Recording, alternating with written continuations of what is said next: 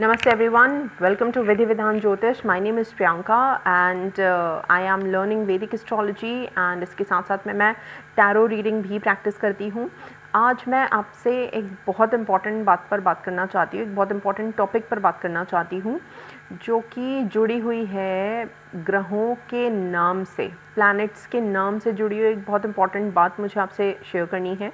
आजकल काफ़ी सारी ये चीज़ें फेमस हो रही हैं कि सभी को पता चल चुका है राकेश के बारे में, राहु, केतु और शनि भगवान, राइट। राहु भगवान, शनि भगवान, केतु भगवान के बारे में ज़्यादातर लोगों को पता चल चुका है कि क्या होने से क्या रिज़ल्ट्स मिलते हैं, किसके ख़राब होने से क्या रिज़ल्ट्स मिलते हैं, किस ग्रह के अच्छे होने से क्या रिज़ल्ट्स मिलते हैं। ये सब चीज़ें आप लोगों को सभी को पता चल रही हैं।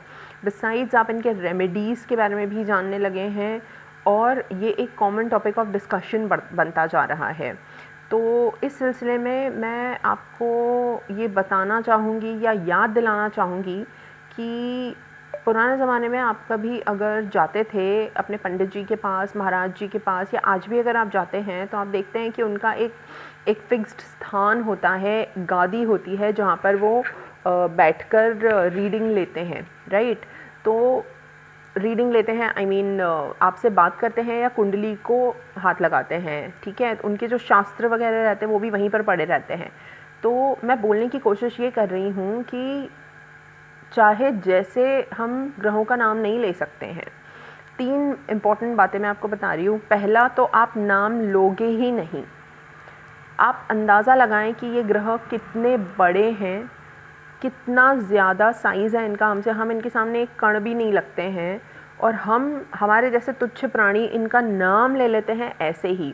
Just imagine taking name of a big person. For example, Ajab Prem की गजब कहानी में सल्लू बुलाया था उसको कैटरीना ने, तो वो कैसे उसका ध्यान गया और वो आया कि मुझे सल्लू किसने बुलाया, ठीक है।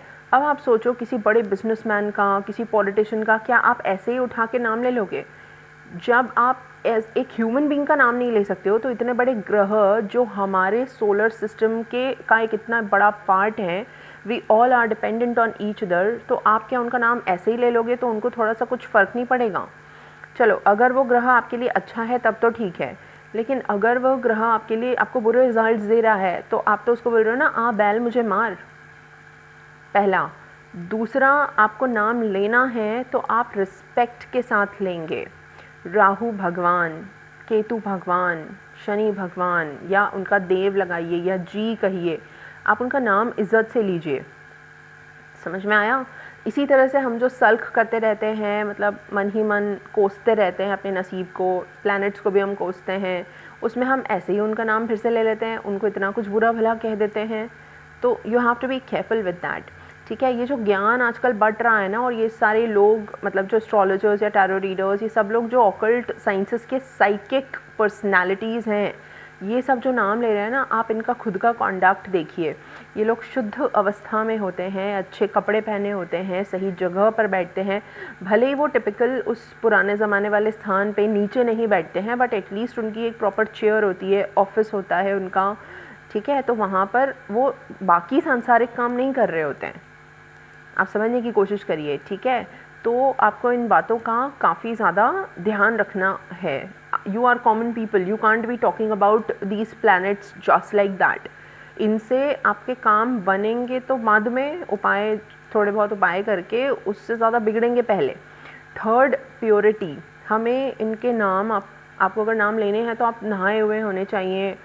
नहाए होने के अलावा बाकी शुद्धता वाली जो पैरामीटर्स हैं उनका आपको ध्यान रखना है, तब आप जाके इस मतलब पोजीशन में आते हो कि इनका नाम लो।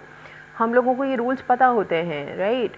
तो आपको नहीं लेना है इनके नाम जब तक आप 100% शुद्ध अवस्था में नहीं हैं, वरना जितना अच्छा होगा उतना चीज़ें गड़बड़ भी हो सकती हैं। तो be a little careful with that. Thank you so much, God bless you, take care.